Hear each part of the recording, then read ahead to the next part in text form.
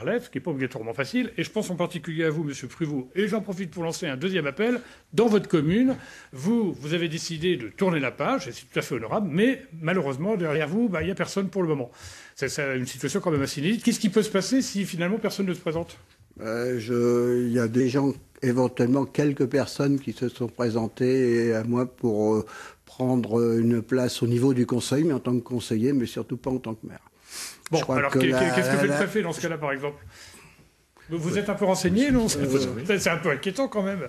Disons que je pense que sur les élus qui vont se représenter, enfin sur les conseillers qui vont être élus, il y aura un minimum qu'il y en aura au moins un qui osera franchir le pas, quoi. Je ne vous sens pas très sûr de vous, quand même. Je sens qu'il y a quand même un doute. Je me trompe, non ?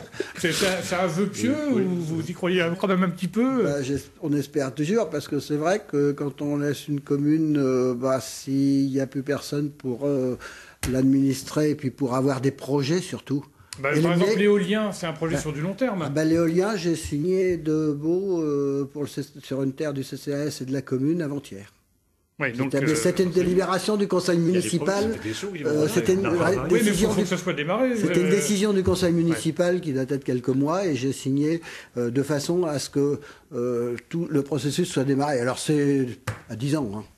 Oui, alors c'est ça, c'est à 10 ans. Donc il faut bien quelqu'un qui assure la continuité. Nous sommes d'accord, je crois qu'on l'a tous compris. Un mot de cette réforme qui va vous concerner. Alors vous n'êtes pas concerné, sauf pour l'inscription obligatoire, mais alors, en espérant qu'il y aura quelqu'un qui voudra bien s'inscrire, en préfecture en tant que candidat. Vous êtes concerné parce que vos communes font moins de 3500 habitants, mais plus de 1000 habitants chacune, ce qui veut dire que cette année, on le redit, on fait un peu d'instruction civique au cours de cette émission, parce que ça mange pas de pain de rappeler quand même les choses essentielles. Désormais, comme pour les communes de plus de 3500 habitants, là, on ne peut plus panacher, on ne peut plus rayer des noms, on ne peut plus en rajouter. Et puis, ce sont des listes mixtes, alors homme-femme, femme-homme. Hein, voilà. Et complètes. Et complètes, voilà. Et donc, on vote pour une liste. Est-ce que c'est une bonne réforme ? Là, pour le moment, pour ce qui est voté homme-femme ou femme-homme, c'est une très bonne chose. Où je serais beaucoup plus circonspect, c'est pour dire, par exemple, pourquoi on fait une liste d'intercommunalité, pourquoi on fait une liste pour la commune. Dans ce cas, il fallait deux listes vraiment séparées et non pas deux listes. C'est-à-dire qu'en fait, c'est sur la liste, on indique ceux qui vont être les représentants à l'intercommunalité. Oui, on ne les indique pas. Aussi, hein. On les indique pas puisqu'ils sont mis d'avant. Donc on les indique pas, ça sert à rien. Il fallait laisser une seule liste. Il n'y a pas besoin de faire deux listes pour faire ça. Oui, je suis un peu d'accord. Bon, enfin, ça ne va pas jouer sur grand-chose. Par contre, le fait qu'il y ait des listes bloquées va permettre aussi d'avoir des majorités qui vont être conformes à ce que pensent les gens. Parce qu'avant, on pouvait panacher, on pouvait faire avec des dépouillements qui n'en finissaient pas. On en parlait tout à l'heure. Et puis, en fait, il y avait aussi le type qui n'avait rien fait dans le mandat précédent et qui se retrouvait en tête de liste en nombre de voix parce qu'il n'avait gêné personne. Être élu aussi, c'est prendre quelques risques, quelque part. Là, au moins, il sera obligé de prendre ses responsabilités. Voilà. Cœur d'une liste. Bon, on est d'accord. Alors, il nous reste à peu près, chacun 2 minutes. Je voudrais parce qu'on a parlé de ce qui ne marchait pas obligatoirement très bien, ce qui n'était pas obligatoirement facile, on a eu raison de le faire parce que c'est une réalité, mais il y a aussi des moments d'exaltation, des moments de construction, on bâtit des projets, et puis on en a parlé de quelques-uns, mais justement, ceux qui nous regardent, et la semaine prochaine, notre émission sera consacrée à la jeunesse qui monte au créneau en politique, donc raison de plus peut-être pour intéresser les jeunes qui nous regardent aujourd'hui, qui vous écoutent. Qu'est-ce que vous leur dites pour leur dire, finalement, allez-y, prenez des risques, montez au créneau ? L'exaltation, d'abord, c'est d'avoir une vue d'ensemble de sa commune. Je crois que c'est indispensable. On peut pas faire du coup par coup. Il faut savoir ce qu'on veut en faire. Est-ce que c'est une commune auquel on veut amener des habitants dans un certain cadre pour qu'ils vivent d'une certaine manière ? Premier point. Deuxième point, qu'est-ce qu'on va leur apporter comme service ? Deuxième point. Alors là, actuellement, c'est le sujet de la réflexion, c'est naturellement la jeunesse. Ça, c'est évident. On est d'ailleurs poussé par cette loi, disons, sur les rythmes scolaires, qui va nous obliger, communes, et cela c'est une bonne chose, à revoir autrement le problème de la jeunesse. Vous êtes pour cette réforme des rythmes ? Je suis venu à l'émission, je pense qu'il y a quelque chose de bon si on veut tous le mettre en place. Mais il ne faut pas que des catégories sociales ou autres trouvent toujours des motifs pour ne pas la faire vivre. Il faut qu'elle vive vraiment. Est-ce que ce n'est pas une réforme de communes riches ? Est-ce que c'est pas plus facile quand il y a de l'argent que quand il n'y en a pas ? Écoutez, c'est toujours plus facile. C'est toujours plus facile quand il y a de l'argent. Dans une commune comme nous, c'est une très grosse dépense. Mais si on veut que ça soit réussi, je crois que ça vaut le coup de le mettre. Moi, je le dis. Vous vouliez dire quelque chose ? C'est notre avenir. Président de maire et président de Civos, c'est vrai qu'on a décidé là, de mettre en en phase le changement des rythmes scolaires. Mais ce qui nous pose problème, c'est les intervenants pour assurer une activité en dehors de... Parce qu'ils doivent intervenir au même moment, vous ne pouvez pas étaler sur la journée. Et voilà, et les intervenants, on a le problème avec le Disport, avec la communauté de communes, on commence à avoir du mal à recruter parce que l'agglomération de Rouen a déjà mis en place le changement du rythme scolaire et les intervenants, ils restent sur Rouen, ils ne montent plus chez nous, en campagne. C'est pas facile. Pourtant, vous n'êtes pas très loin de Rouen, 20 mais il y a des délais de justement. route, il y a des dépenses, etc. Et vous, Monsieur Léo? Nous aussi, on met en place. Il y a des difficultés parce que tout le monde n'a pas du tout la même ambition. Le mercredi, le samedi. Oui, nous c'est le samedi. On a demandé à ce que ce soit le samedi parce que je pense que le mercredi, ça fait trop de jours qui se cumulent pour les enfants. Il faut aussi penser à eux. L'école est faite pour les enfants. Pour les enseignants évidemment, et pour les parents d'élèves à mon avis, à moindre niveau.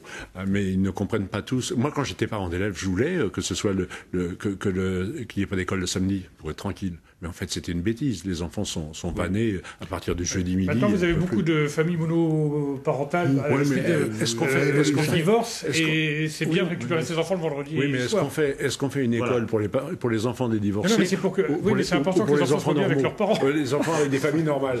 C'est ça le problème. D'accord. Je pense qu'il y a toujours des possibilités de s'arranger entre il y a toujours moyen. Les deux parents. Je crois ça, c'est une mauvaise les chose. Parents divorcés, les parents divorcés oui. sont des gens plutôt raisonnables. Raisonnables, tout à fait. Plus parfois que les parents qui sont en couple. Qui sont restés, qui ne doivent peut-être pas y rester. Alors, voilà, vous n'avez. Pardonnez-moi, parce qu'on est passé sur les réformes de rythme scolaire très importantes, mais en ce qui concerne la réforme, cette fois, du mode de scrutin pour les communes de plus de 1000 habitants, moi, je suis tout à fait pour ce qui va se passer là.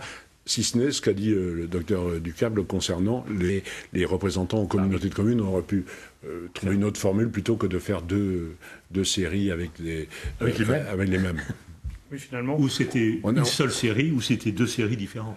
Mais faire deux séries avec les mêmes...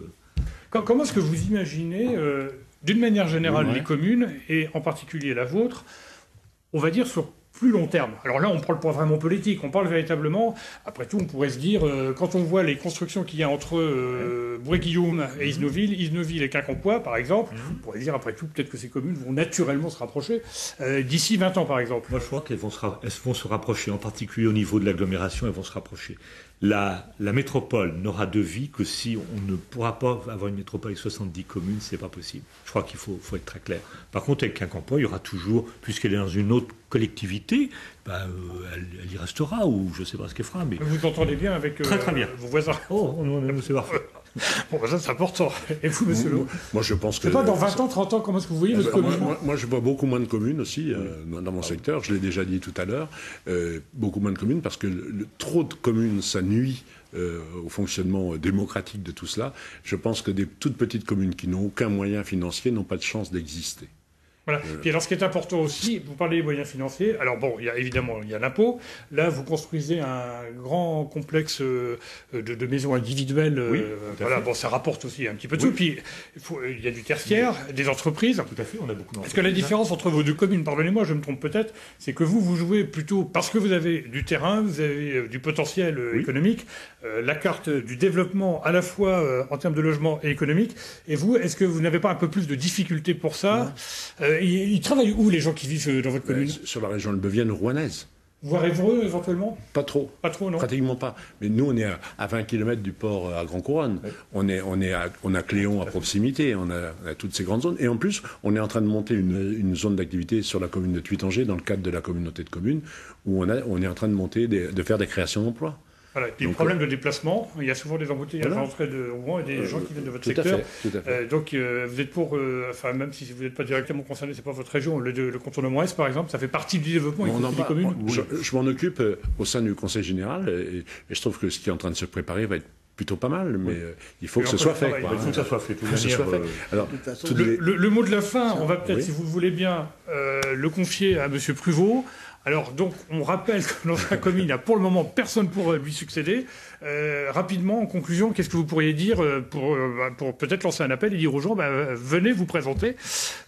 C'est quoi le côté positif dans votre commune pour venir se présenter rapidement, en deux mots? Dit-on, le côté positif, c'est que déjà, la position en tant que maire, on s'intéresse aux gens. en premier. Et ça n'a pas de prix. Et puis ça, c'est intéressant, même si parfois, il y a parfois quelques propos un peu houleux, mais disons que les gens, ils viennent vers vous, et puis c'est l'occasion de dialoguer, surtout. Merci messieurs en tout cas d'avoir participé à cette émission. Et puis bon, évidemment, c'est pas facile d'être maire, mais il y a aussi quand même du positif. On l'a bien compris en vous entendant et à travers votre expérience personnelle. La semaine prochaine, il sera question donc des jeunes en politique. À très bientôt. Merci de votre attention.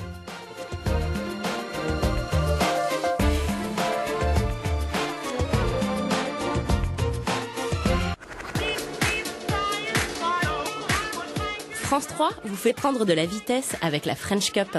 La célèbre compétition des internationaux de France de patinage synchronisé fête cette année ses 20 ans. Samedi à 15h25 et en direct de la patinoire de Rouen, découvrez les programmes libres juniors. Et dimanche à 10h50, retour sur les meilleurs moments de la compétition senior. La French Cup 2014, c'est samedi à 15h25 et dimanche à 10h50 sur France 3.